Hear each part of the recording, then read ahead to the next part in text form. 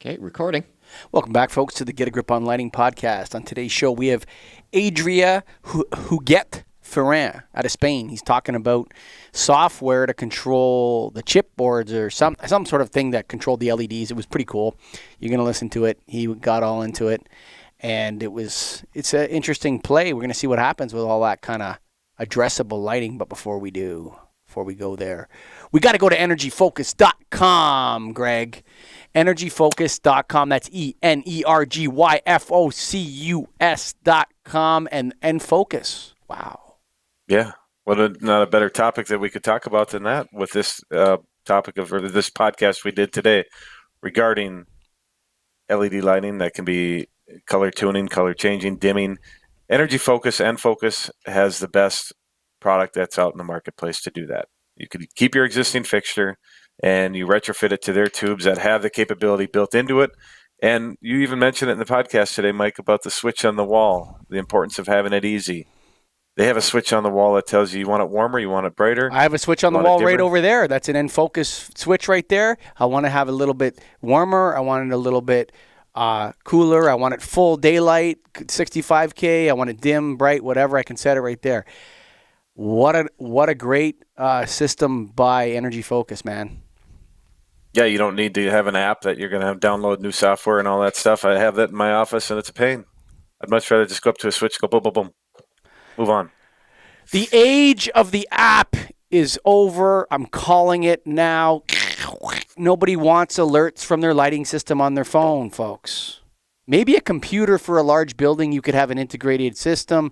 What people need in their rooms and their offices is a little switch. We want it a little dimmer, we want it a little warmer, or we want to set it to optimized. And you can listen more about optimized when Adrià comes on right now.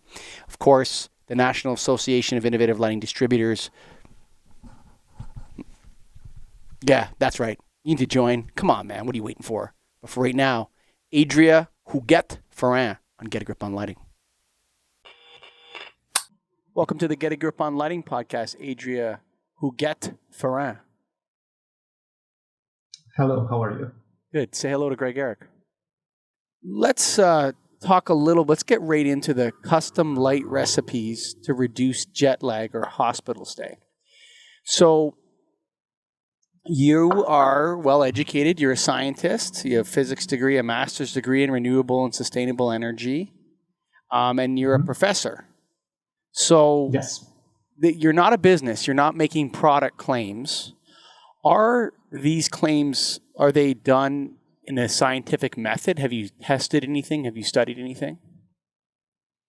In the jet lag lighting and hospital? Yes. Well, I would say that jet lag is something hard because you have to take into account a lot of different things. For example, where you live, what are your habits, and where are you going? And I think that it is something that I have not investigated deeply, but it is something that is hard to solve. And hospital lighting, I think, is something that is very interesting.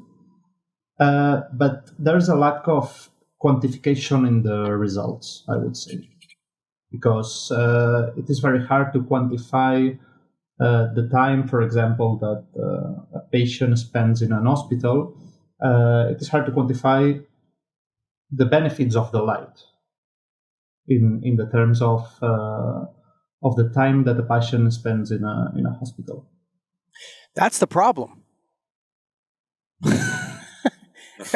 That's the problem.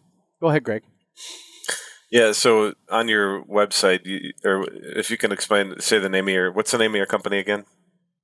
The company is Kumux. The name was Enlightened Technologies, but we changed the name to Kumux. Okay, and you guys talk about spectral optimization. Can you sum that up for us, what that means in your mind? Yes. We're talking always about multi-channel LED systems.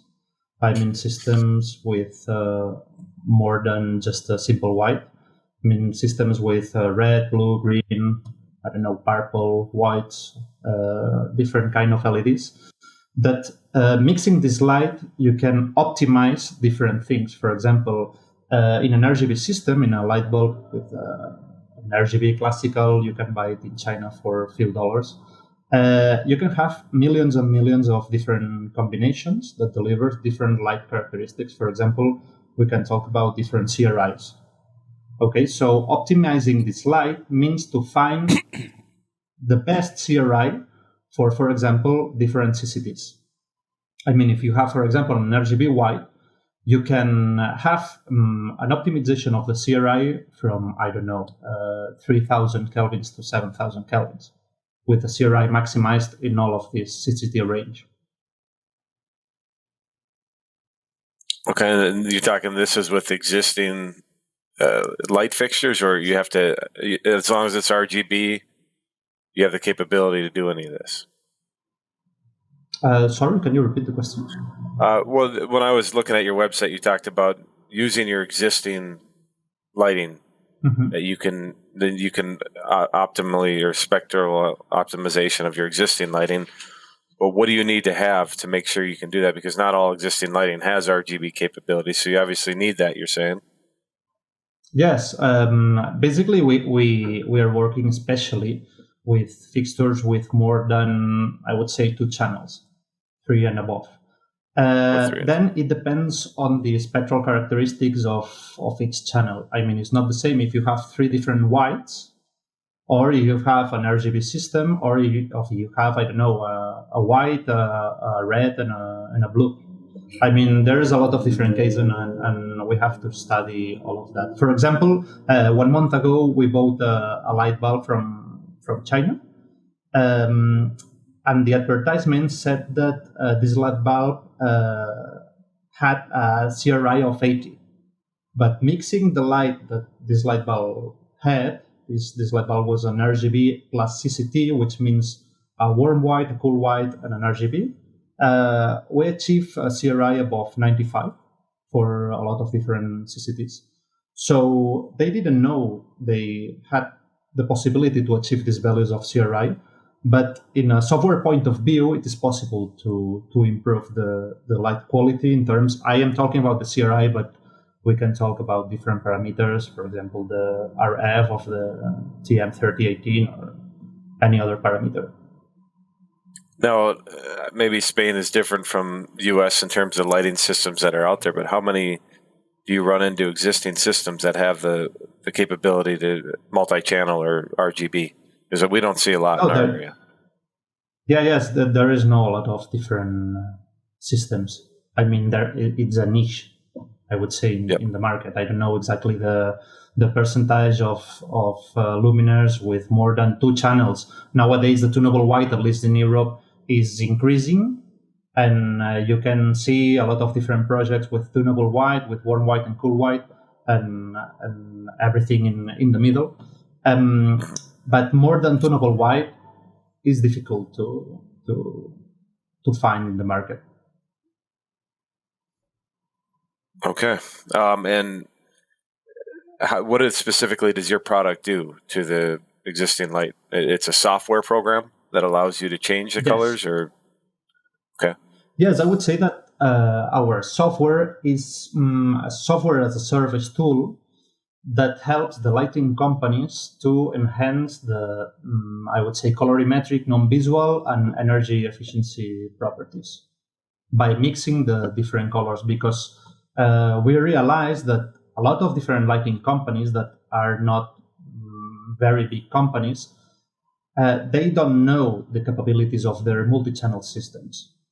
I don't know if there is something behind. I don't know, maybe it's something about education or scientific ignorance. I don't know, but there's a lot of different examples I can give you.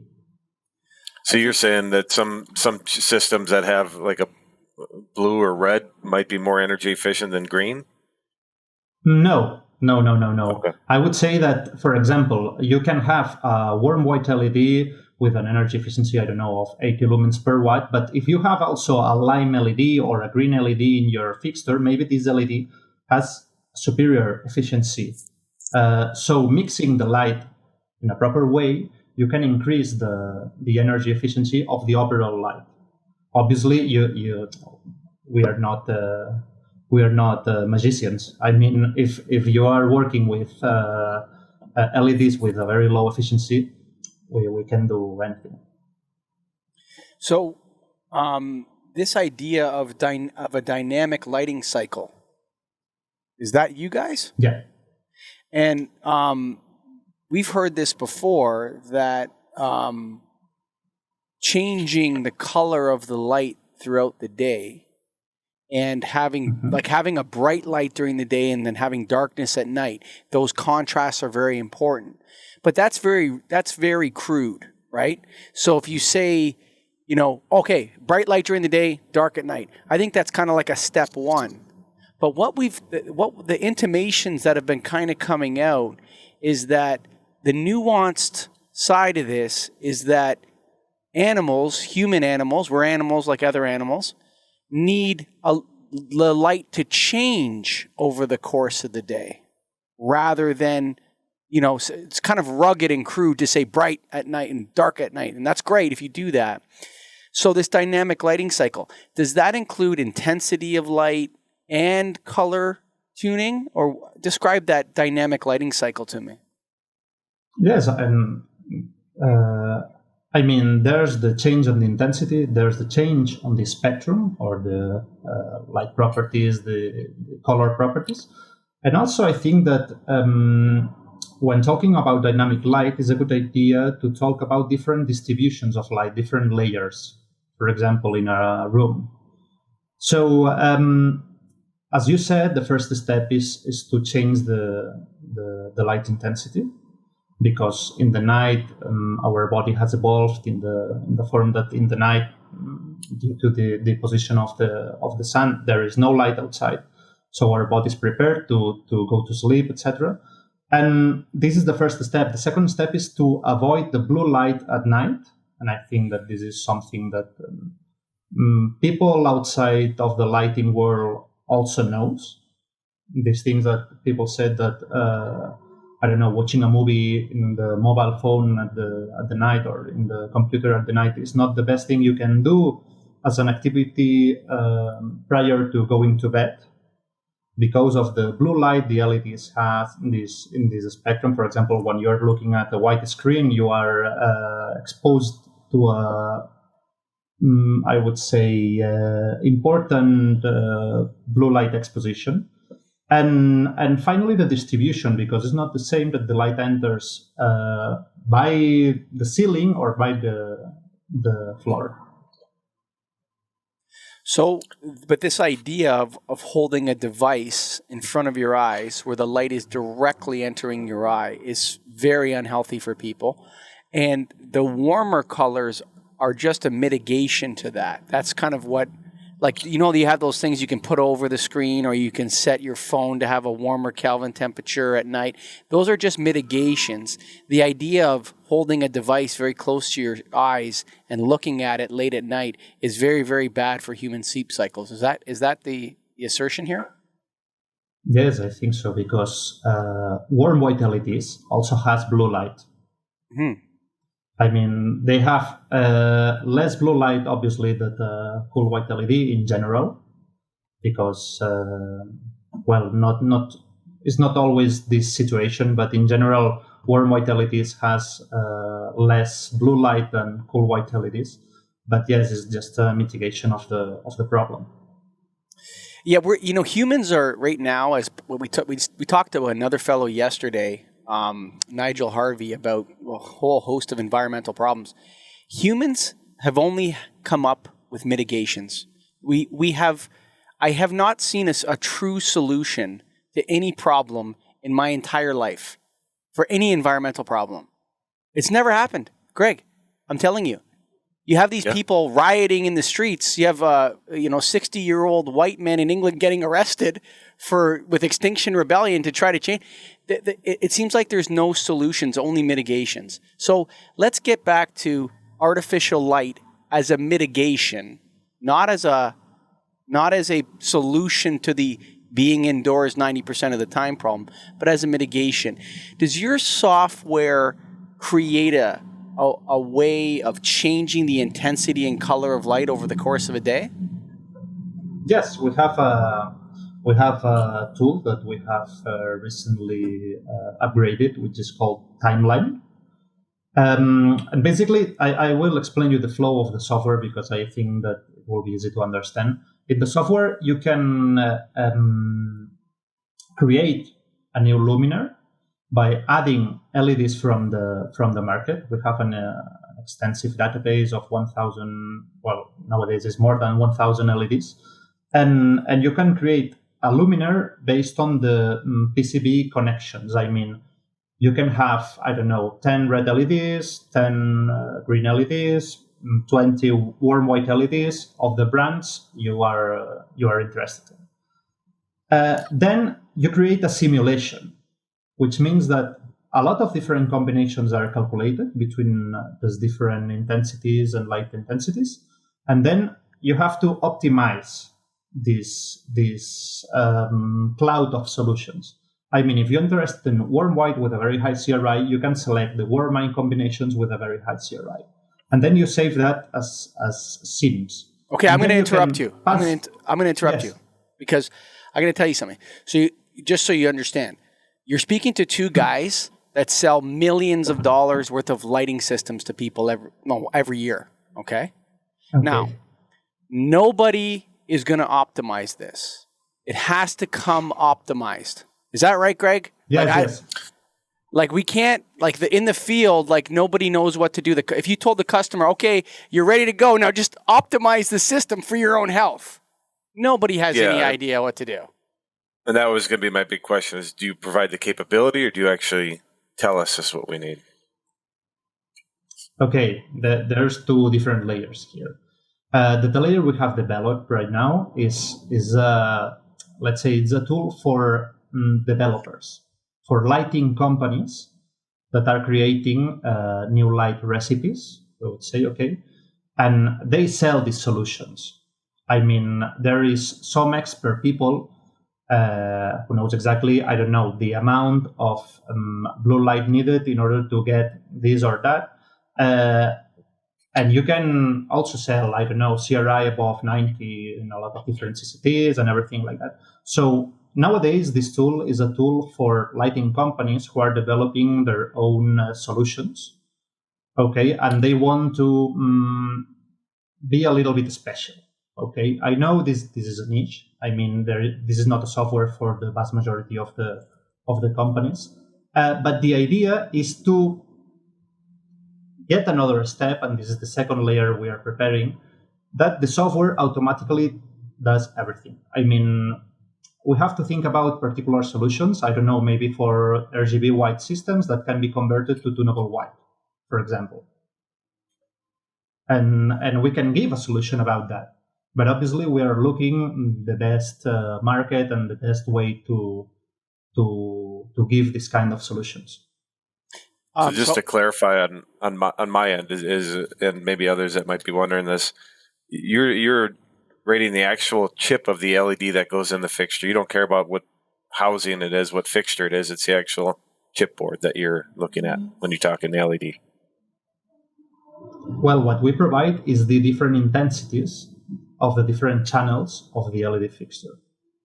I mean, to achieve CCT of 4,000 kelvins and a CRI of 95, you have to put the red channel at this intensity, the green channel at this intensity, the white channel at this intensity, etc. What he's saying is you're trying to advance you're saying that this can already happen. It's that lighting manufacturers don't know how to do it. And you're providing a solution, a software solution that they can embed into their luminaires that would give them all manner of capabilities related to intensity, color rendering index, and so on and so forth. Yes, and there is also the possibility to include human-centric lighting parameters. I would say I am not very comfortable talking about human-centric lighting parameters, but I would say melanopic-related parameters such as NP ratio, such as circadian stimulus at 100 luxes and things like that. And the idea is to create different scenes and then embed these scenes into the timeline. So you have a tool to create a dynamic lighting system that changes the light over the day. And That's you can see exactly how what these everybody lights needs. That's exactly what everybody needs. I don't mean to be I'm not trying to do an advertisement for you, but like no, I like what the problem we face as distributors, okay, is that we like the science, we think the science is fun but we just want like a thumbs up from scientists saying, yes, if you do that, go sell this to people. Mm-hmm. The problem is that you get the fixtures and like, it's all addressable. You can do whatever you want to do. And the fact is that most people don't really care about their lighting that much in a office building, right, Greg? They don't care. The lights are working. I go back to managing my people and all this sort of stuff. If we're going to sell it, it has to come with the intensities and the color temperatures and all that. And all you do, you have a little box on the wall, and it says this office is a 9 to 5 office. And you push the button, and then at 7 in the morning when someone comes in, it's high blue, high Kelvin, making their eyes making them wake up. Yeah, you don't even need a cup of coffee anymore. You're rocking. And then as the day goes, it goes up and down and changes color, and everybody leaves and they go home and have a nice sleep. Or you push another button for the second shift or whatever it is. And this is what the industry needs. The industry doesn't need a bunch of scientists saying, hey, I shouldn't say that. Sorry, scientists. I love all you guys. But hey, guess what? We can do integrated lighting or melanopic, post-scotopic, philotopic, shit-topic, whatever you want to call it, works. It works. Well, how does it work? Because if it actually works, I'm going to be swinging through the trees with a knife in my teeth, Greg. You know what I'm saying? Raw, do this, slitting throats. I'm telling you, the problem is it needs to be a very, very, at the point of use, it needs to be super simple. Super simple. It can't be any optimization for the client, man. That has to come in the fixture ready to rock, Greg. I agree. And I think, to your point too, is nobody cares, but maybe there's going to be a point where they do and they should. And that's what we need you guys to tell us. Nobody's ever going to care. But if it improves their performance, they will. Yeah, they'll care when they buy it. They buy it after they do it and it works. They're not going to think about it anymore. Okay. As long as it's working. They're just not going to think about it, dude. As long as it works, yeah. Adrià, I'm telling you, if it let's say let's say it increases productivity by 0.5%, okay? Or even 0.05%, okay? That's magical, dude. Mm-hmm. Across a culture, across 350 million people in the United States, if everybody had this, that would be a massive impact in the long run. Massive impact. It's a mitigation. Yes.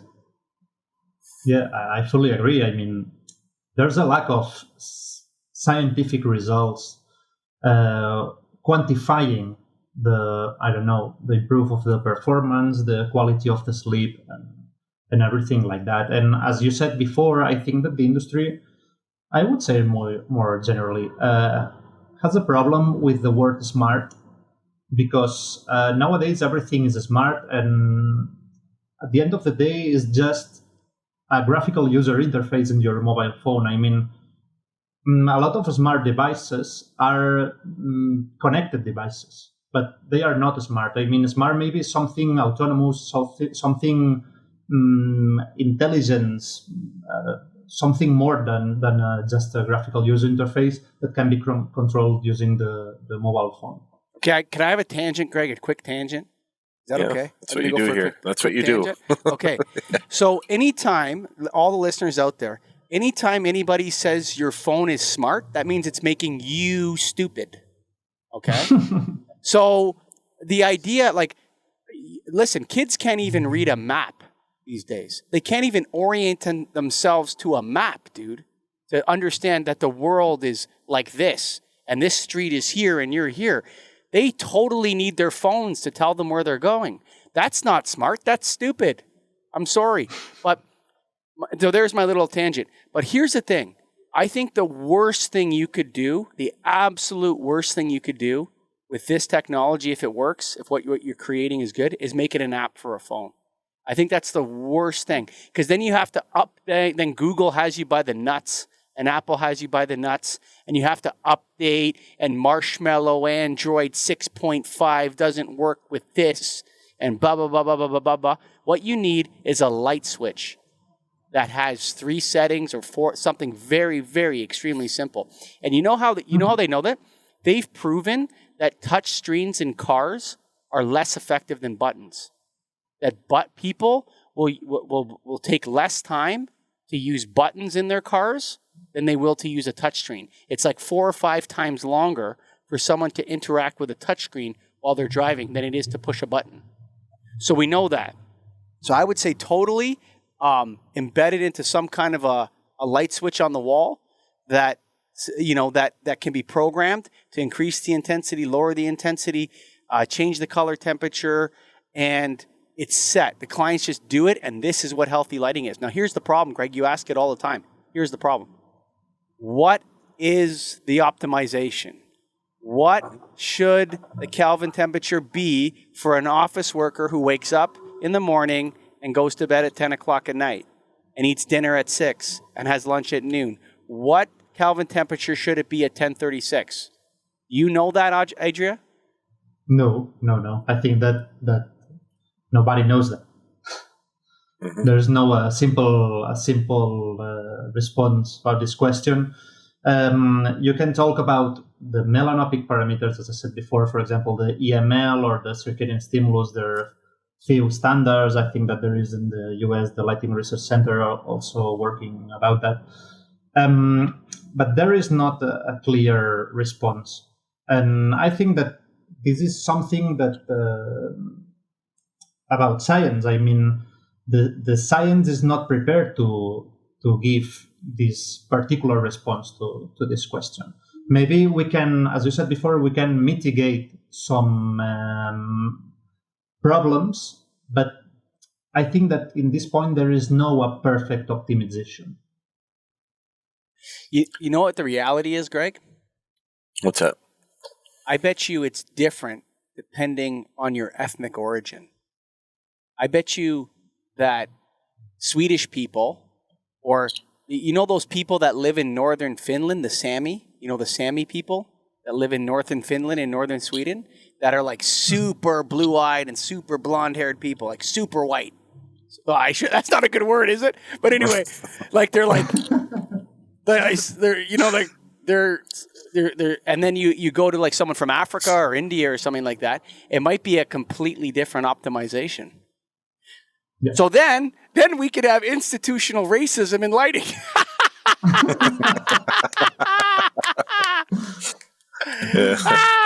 Yes. But it could be different. Like literally, it could be different from people whose origins are closer to the equator, and whose than it is for people of northern ancestry or deep southern ancestry. It's going to be different per person no matter what, I think. It's like you like blue, I like white, whatever.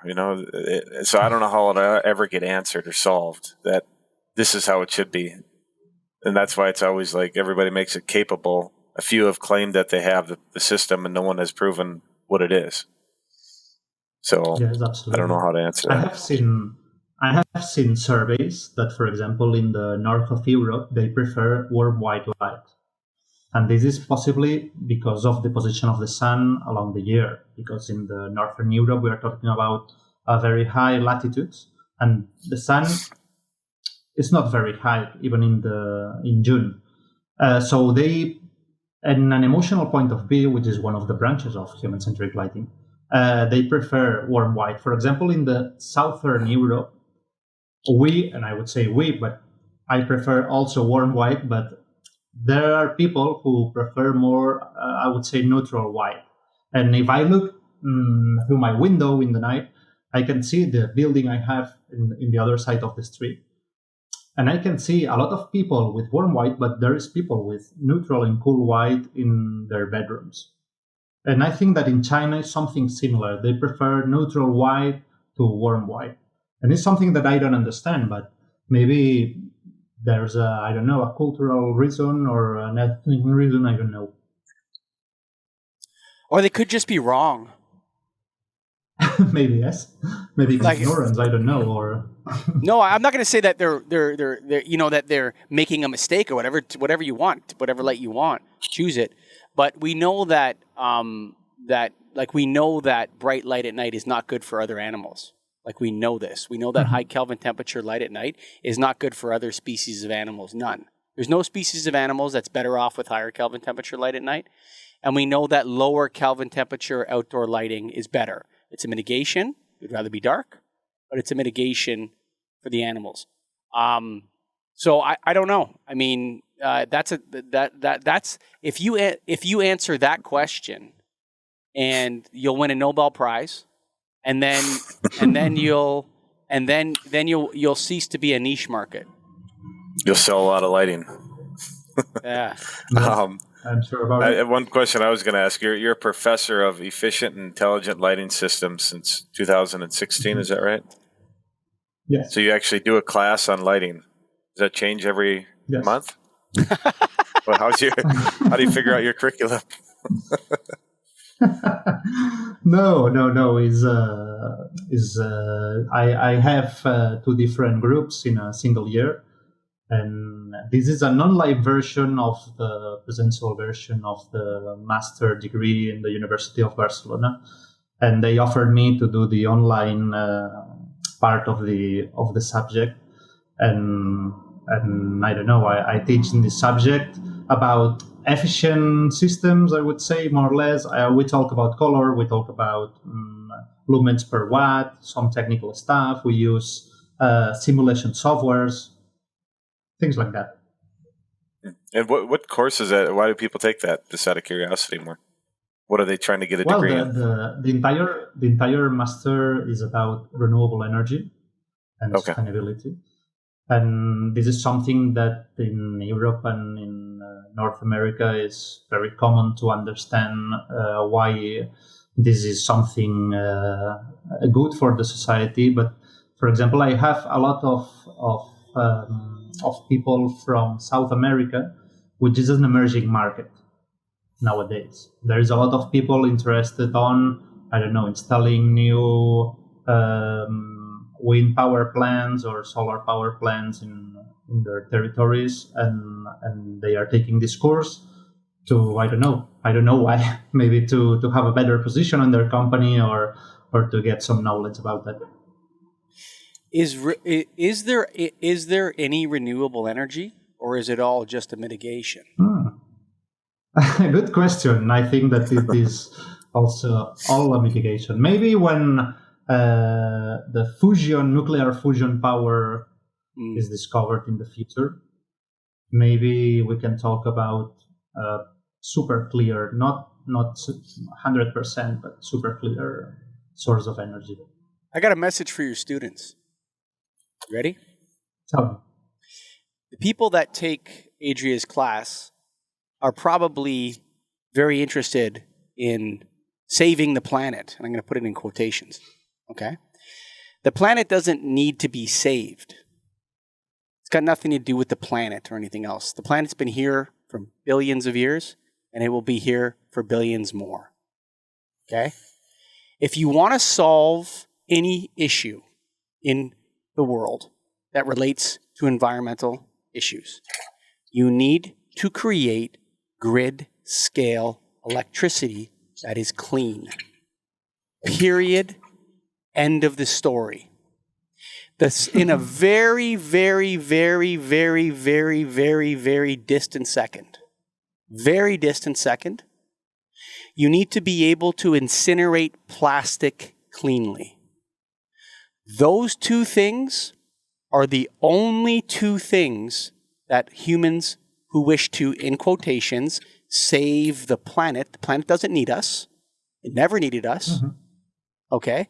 It somehow Mother Earth just produces life on her own. She doesn't need us. Okay? But if you want to save our existence as such as it is in 2020, if you want to continue to live like this for a much longer period of time, it means that GDP rates of 60,000 per person per year, whatever, in developed countries, and drive cars and fly planes around like Greek gods, and have all the world's knowledge in the palm of your hand, then you need clean electricity, and you need to be able to incinerate plastic cleanly. Not recycle it, incinerate it, get rid of it. Those two things, garbage, but primarily I'm talking about plastic that never breaks down. Those are the two issues. Other than that, everything else is a waste of time. Adrià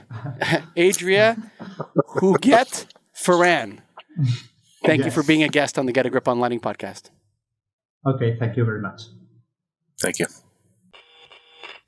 EnergyFocus.com. That's EnergyFocusDOT.com. EnergyFocus.com, Greg. There you go. Their end focus product is a color tuning dimming LED tube. Type B. You bypass the ballast. You don't need a driver. You don't need all this other fancy stuff with it. It's all built into the tube. You cut it out of the fixture. You put it in the fixture. And now you have a tube that can change colors.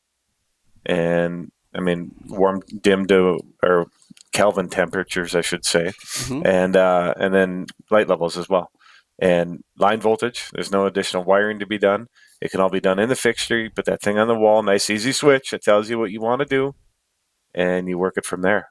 It's the best system on the planet to retrofit. Come on, Greg. That's my job to get crazy like that.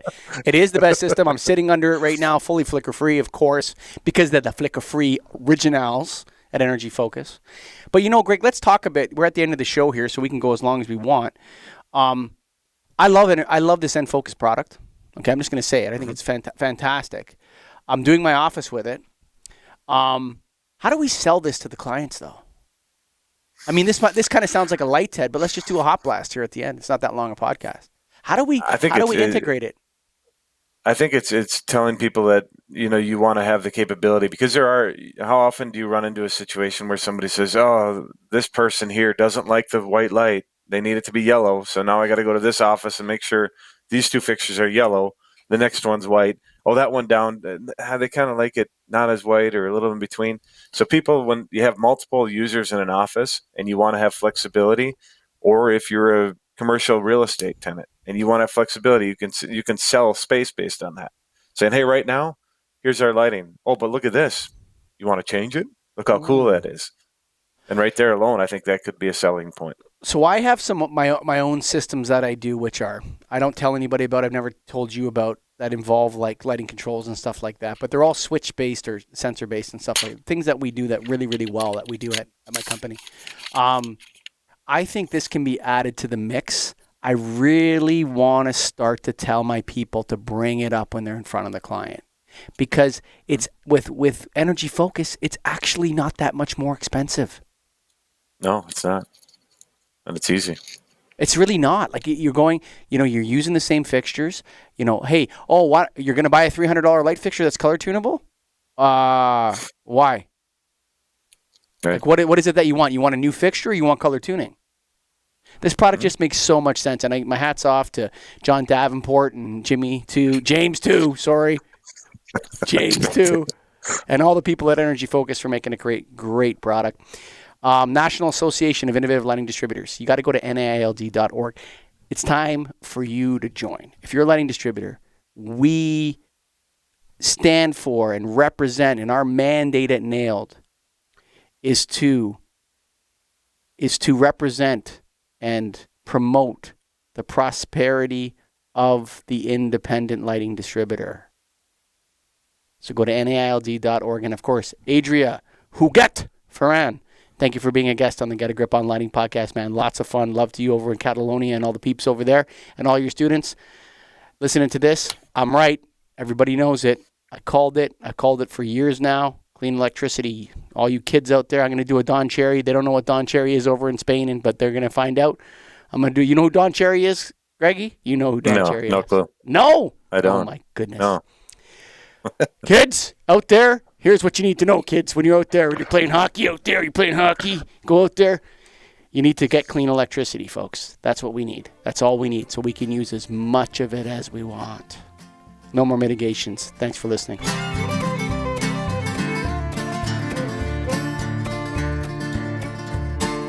Written on the rectory wall, there's a sign there for all.